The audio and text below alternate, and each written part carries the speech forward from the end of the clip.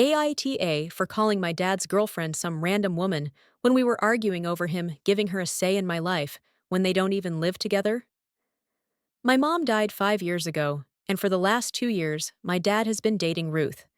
She doesn't live with us, and I, 17, haven't really spent a lot of time with her.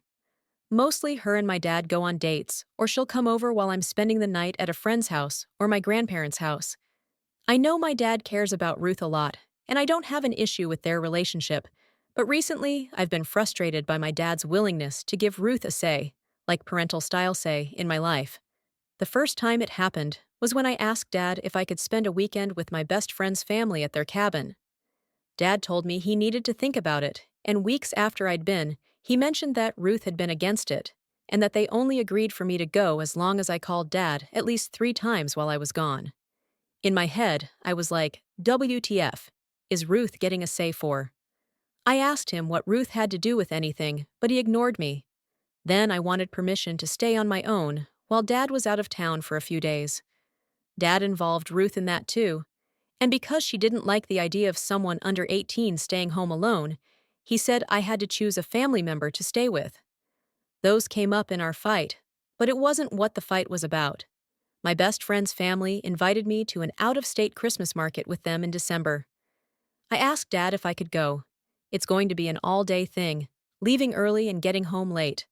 My dad told me he needed to talk to Ruth, and I asked him why. And he asked what I meant, and he said he didn't like me questioning his decision to involve Ruth. I told him Ruth's not my parent, so why should she get a choice in this? He told me Ruth's his partner, and I told him I didn't care, because she should not have any influence over me. She doesn't live here, they're not married, she's not my parent. During the fight, I told him I don't want some random woman having a say in my life like that. My dad told me she's not some random woman, and how dare I minimize and dismiss her like that. He told me she's entitled to have a say if he says so, and I'm being a brat about her involvement. I told him that if he ever needs me to step in and care for him, he should be just fine with me finding a new boyfriend and giving him a say in his care. Dad did not like that one bit.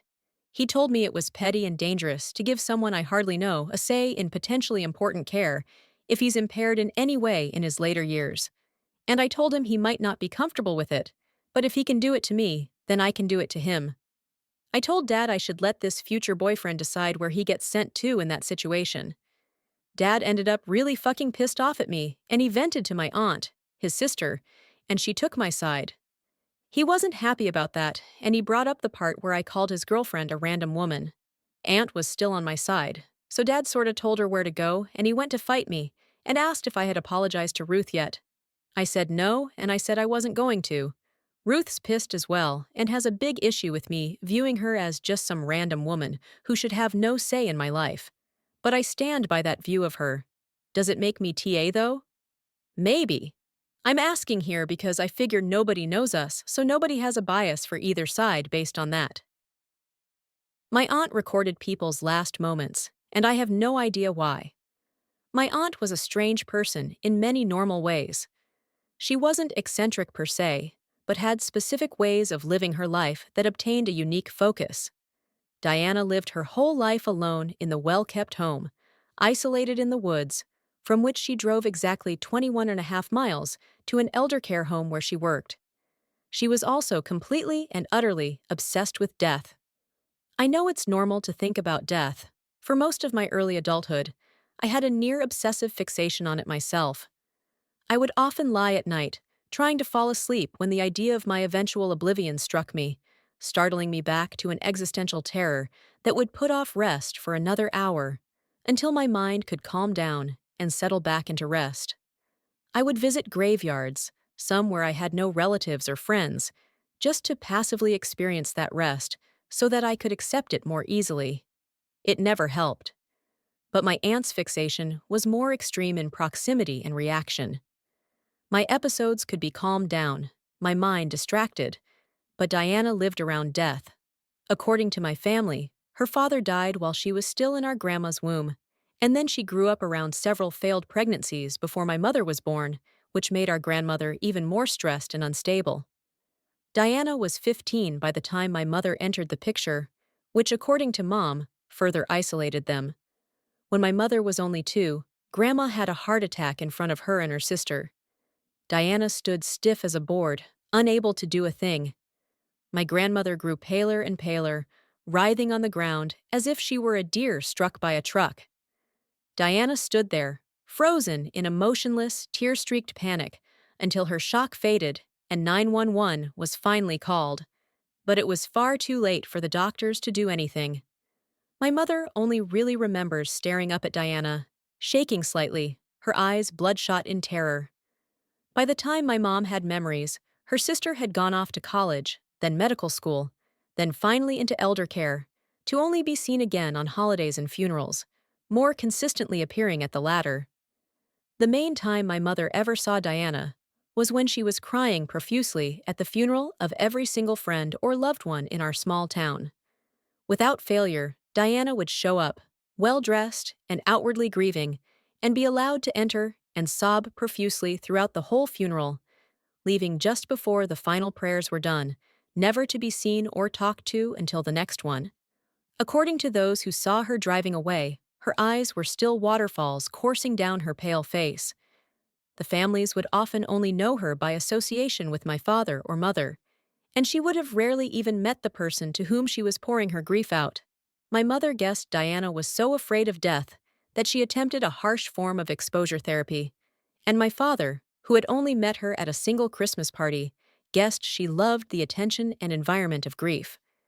It was this strange, transitory relationship that I had with my aunt, made up of vague memories at Thanksgivings, Christmases, and those dreadful days where we all had to dress in black.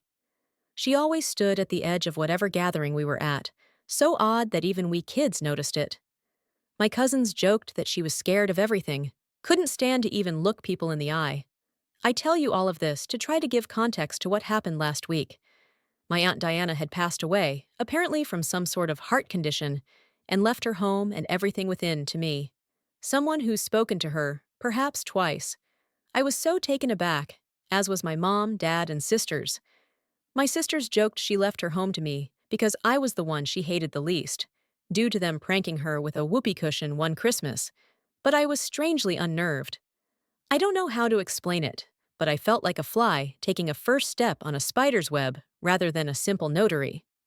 I wasn't able to head out to my aunt's place until last Monday due to my work. Pediatrics is hard to get covered. She moved away from our hometown and into the mountains, to a cluster of isolated communities in the Appalachians, to pursue her dream of being an elder care specialist. Her own home was part of a rural sort of neighborhood, houses separated by patches of woods, but still close enough to be within walking distance of other houses. I was surprised by how gray it was, how plain. I briefly wondered if it would be worth it just to hire someone to go through my aunt's stuff, but my paycheck disagreed. I would have to catalog what was left of my aunt's life myself. Getting inside, the interior matched the exterior in dreariness. The living room only had a couch, a glass table in front of it, and an old analog TV sitting on a shelf. But on the walls, there were a myriad of paintings. Some were those old medieval depictions of the Black Death, others were depictions of hell, and others were just strange depictions of skulls, skeletons, and angels descending upon dying men as saviors. And by on the walls, I mean they were covered head to toe in these paintings.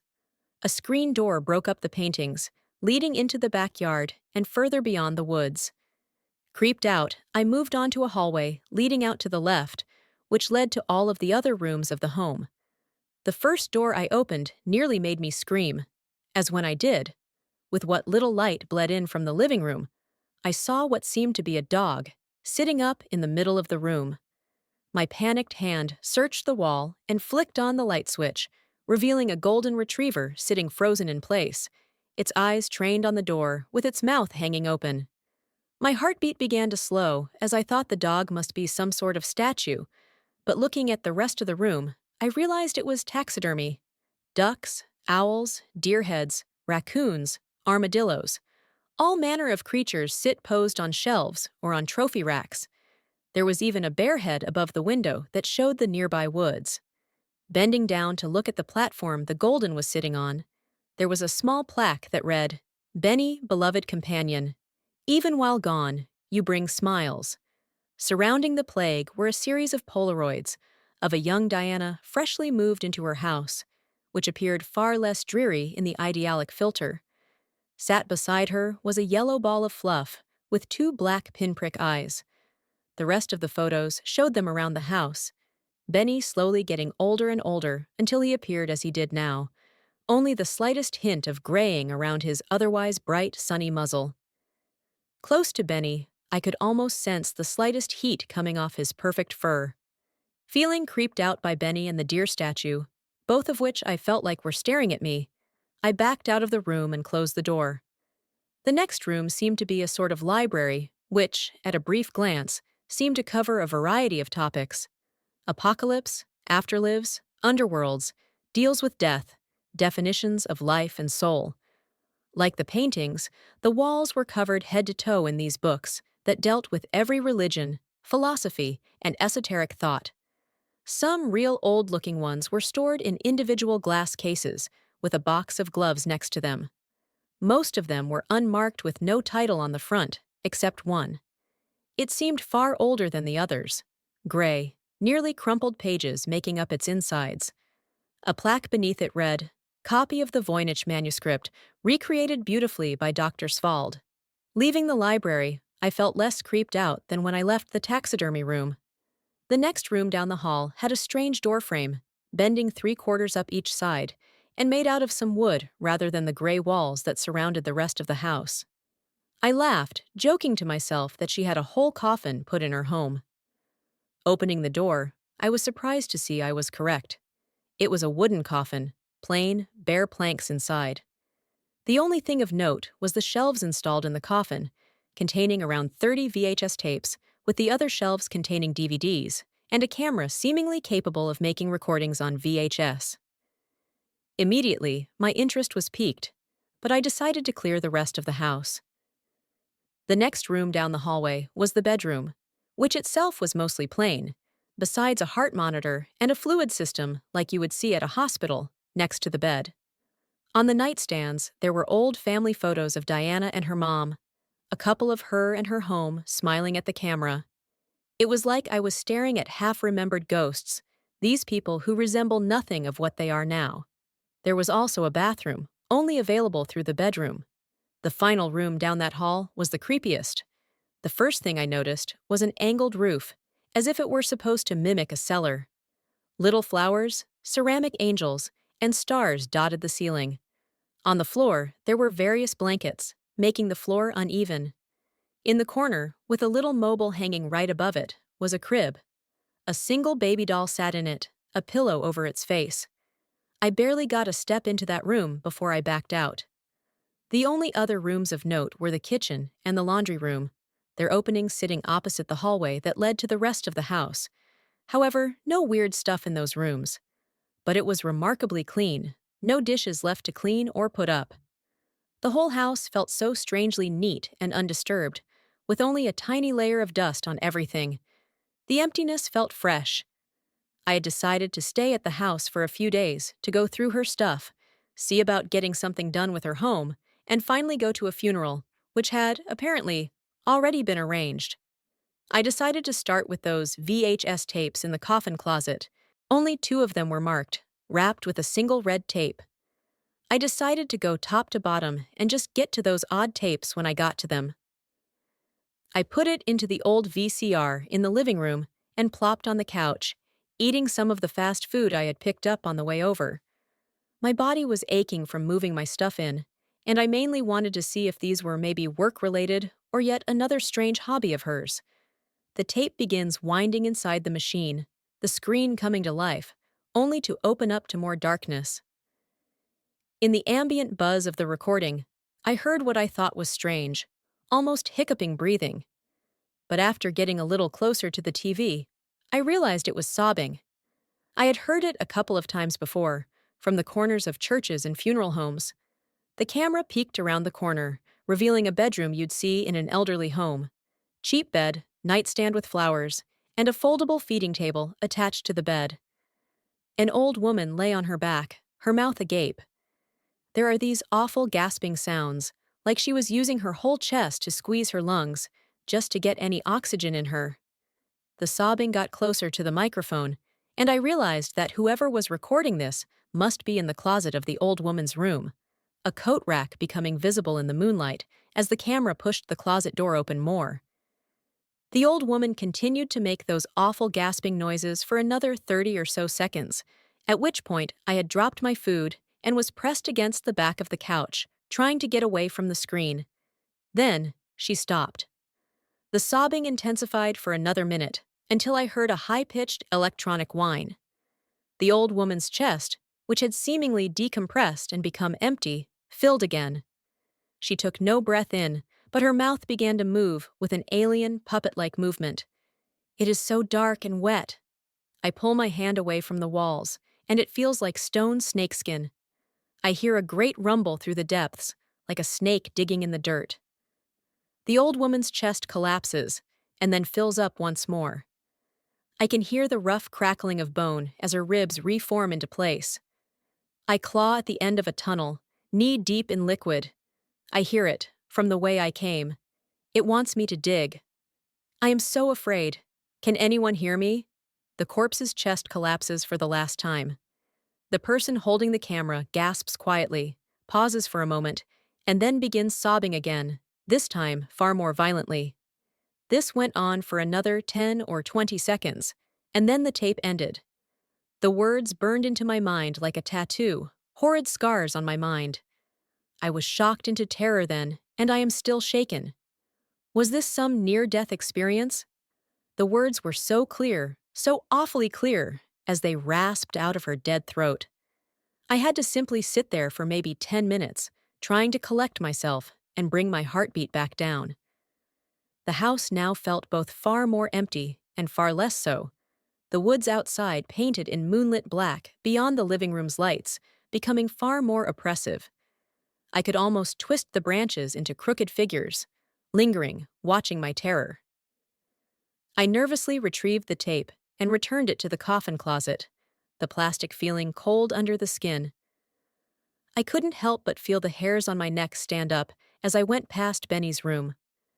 I decided against further exploring my aunt's haunting and potentially criminal videos, and decided to sleep, making sure to lock all the doors and try to cover as many windows with curtains or even blankets. Thankfully, her bathroom is actually quite nice. The warm, consistent current kept the thoughts of death away for at least a little bit. Wrapped in that soft embrace of water, I closed my eyes for a second and was struck with a sudden, explosive sensation. Someone was in the bathroom with me. At least, I felt it. I peeked around the curtain, seeing nothing in the steamy room. Yet the feeling persisted. I couldn't shake the feeling of being watched. My spine was electric with the sensation. I tried to finish bathing, but I rushed through and got out quickly, standing in front of the sink, brushing my teeth as quickly as I could. The damp rug underneath me felt like millions of tiny centipede legs under my feet. I kept looking around, trying to dispel whatever paranoia had taken me. Then, I smelled the briefest scent of mud and decomposition, that miasma of meat beginning to rot. I had a mental image of my aunt freshly clawed out of his own grave, floating invisibly in the bathroom, her chest rising and collapsing like the old woman. When I turned around suddenly, trying to grasp an invisible presence, I happened to look down at the mat I stood on. There were two impressions, slightly caked in mud, right behind my feet. I've been shaking in bed since that moment. Tried to look at hotels nearby, but there aren't any, and I have no friends nearby either. For now, I'm simply trying to get some logic into what I've seen and what's happened. Maybe I tracked mud in, moved, and scared myself into thinking there was a ghost. Maybe the tapes were some sort of weird film my aunt was making, or some near-death lucidity, or maybe my aunt edited these. I don't know, but despite how fearful I am, I want to find out. There is something my aunt left behind to be solved, and my strange connection with her pushes me onwards. I know it's weird, but I feel like I have a connection to her and what may have happened. I'll update in the morning if anything else happens.